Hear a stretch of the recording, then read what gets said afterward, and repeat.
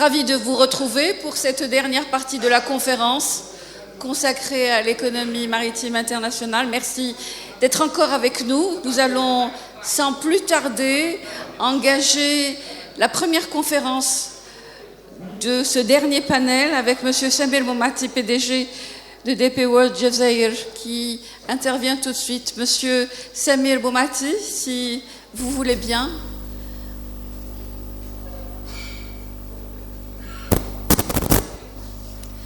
Merci d'être avec nous. Vous intervenez sur le thème performance portuaire. Je vous en prie, Monsieur Boumati. Merci beaucoup. Merci à vous. J'y suis resté à la fin. Déjà, c'est difficile de rester à la fin après ce qui a été dit, ce qui a été énoncé par l'ensemble des experts. Merci à vous tous. Et l'incertitude coûte très cher. Ok, là je vais l'enlever si vous permettez. Je peux? Ouais. Je vous donne le Ah oui, non. Ok. Très bien. Merci madame. Donc je disais que l'incertitude coûtait extrêmement cher et en fait aujourd'hui, si on va demander à un shipping line quand est-ce que votre bateau il va accoster dans un port ou un autre, il dira je ne sais pas. Et si vous posez la question à un freight forwarder ou au client final, vous dites quand est-ce que vous allez recevoir votre marchandise, il dit je ne sais pas. Franchement. Donc tout tourne autour. Le business a horreur de l'incertitude. Nous avons besoin de clarté, de visibilité. Alors la question qui se poserait, que je vous poserai éventuellement, c'est que supposez que vous partez à l'aéroport pour prendre un avion à destination X et que vous n'avez pas de ticket, vous n'avez pas booké. Vous ne savez pas si l'avion il va atterrir à telle heure ou telle heure, et vous n'avez pas de ticket, vous ne savez pas à quelle heure vous allez partir. En fait, ce qui va se passer, c'est très simple, c'est que personne n'aura l'occasion de pouvoir rentrer déjà à l'aéroport. Bien. Alors, revenir un petit peu aux chiffres, et je reviendrai à cette problématique de planning, ou de PPA ou de berthing windows, si vous permettez très très brièvement. C'est que l'Algérie a traité en conteneur l'équivalent de 2,2 millions d'équivalents de 20 pieds en 2017. Les délais d'attente en rade étaient autour de 0,98 jours, au moins en ce qui concerne le port d'Alger, là où je connais.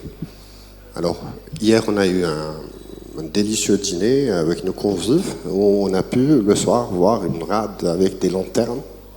Ce sont des bateaux qui attendaient en rade. Ils étaient au nombre de 17. C'est extrêmement joli, absolument. Je te le concède, mon cher Mouloud. Et la question qui se pose, c'est que si on a 365 bateaux année et que vous avez un bateau par jour, pourquoi vous n'avez pas de bateau pendant 4 jours et après vous avez un pic de 12 bateaux?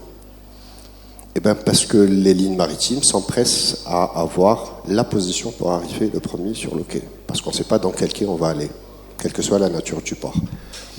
Excusez-moi, je ne vais pas aller dans la stratégie ni de comment bouger la PAC que Ayen avait montré tout à l'heure, mais ce sont des quick très très simples à faire. Et on se dit, si en 2017 on a pu traiter plus de 2 millions d'équivalents, pourquoi au jour d'aujourd'hui on peine à traiter 1,5 million? Question, gambling. Parce qu'on ne planifie pas. Nous avons 90% des lignes qui sont du ferry en Méditerranée, que ça, maintenant la question des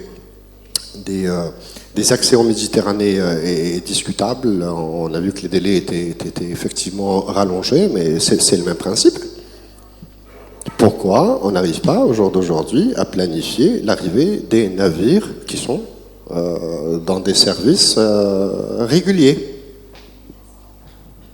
Question.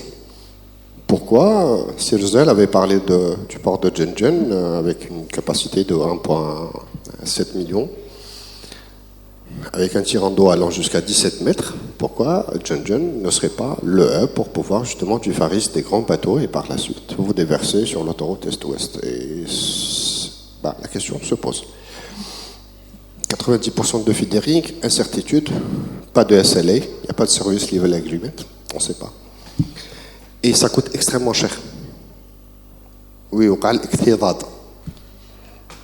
Voilà, c'est rigolo, mais ça coûte extrêmement cher. Si on revient à la question des suristaries ou là de la détention, ou là c'est extrêmement.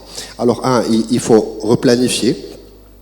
Même si on n'a pas un single window, même si on n'a pas un PCS, même si on n'a pas un BPA, ça se traite même avec de l'Excel ou là du Quattro Pro. Vous avez la ligne maritime qui vous dit, moi, mon service, j'ai du EMED, je peux vous donner le programme sur l'année. Vous pouvez aller sur Marine Traffic, vous pouvez avoir à 28 jours vos estimations, vos expectations, si elle est un spécialiste. Et on ne le fait pas. Et on accepte de le payer. Alors, la ligne maritime, elle rentre en Méditerranée, elle va sur les ports d'Algérie, gambling, quand est-ce qu'on va rentrer, on ne sait pas, chauffe bâbord, le deuxième, etc. Après, le navire, il repart vide, il repart avec 1 à 3% de conteneurs pleins. Alors après, on se pose la question, pourquoi ça coûte cher le fret maritime sur l'Algérie? C'est très simple, sur le Korsat al-Bahar, tu payes les deux.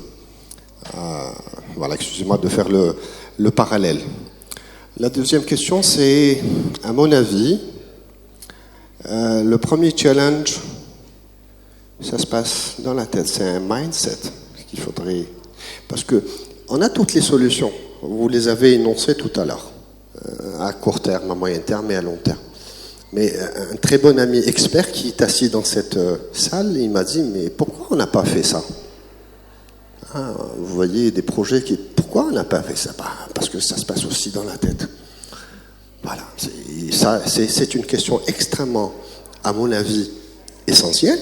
Parce que quand vous parlez de projet, vous dites, je vais pouvoir planifier. Il dit, ouais, mais attention, on part toujours avec cette réticence, toujours ce doute. On ne sait pas si on va pouvoir faire le projet ou pas. La performance, c'est une triptyque, c'est très simple. Vous avez la capacité que vous pouvez avoir. Donc, il faudrait que vous la calculez. On ne gère pas ce qu'on ne gère pas, ce qu'on ne mesure pas. Quels sont les volumes qui viennent vers notre pays? Ce sont des volumes qui ont été payés par le biais de canaux bancaires ou autres. Donc, on sait combien on a dépensé. Et on sait combien on a dépensé à quelle destination pour pouvoir les avoir dans notre domaine. Alors, la question, pourquoi si on sait qu'est-ce qu'on va payer, on ne sait pas qu'est-ce qu'on va pouvoir recevoir? Pourquoi on ne met pas les moyens nécessaires? Je vous dis, les capacités portuaires peuvent être portées à hauteur de 30% additionnels si on flatte la courbe. Donc les surges, si on arrive à les flatter, on gagne 30% en productivité. Quand on revient à des process, à des procédés, quand on applique une démarche Lean, Kaizen, Gemba Walk, c'est des choses du quotidien que tout le monde y fait. On n'a pas besoin de STS, on sait que ça prend 18 ans pour les avoir. On n'a pas besoin d'avoir des technologies extrêmement performantes. Bien sûr, il faut y aller. Mais là, au jour d'aujourd'hui, qu'est-ce qu'on fait d'ici les 2 prochaines ou les 18 mois à venir? Parce que ces 18 mois, c'est aussi 3 milliards de dollars qu'il faudrait accumuler en termes d'exportation. Donc, ça va être difficile de revenir un peu sur tous les détails, mais pour être performant, il faut avoir un mindset. OK? Avant d'investir, il faut s'investir soi-même. Il faut arrêter aussi de se raconter des histoires. Excusez-moi. OK? On va avoir. OK, très bien. On fait quoi aujourd'hui? On revient à du management au quotidien.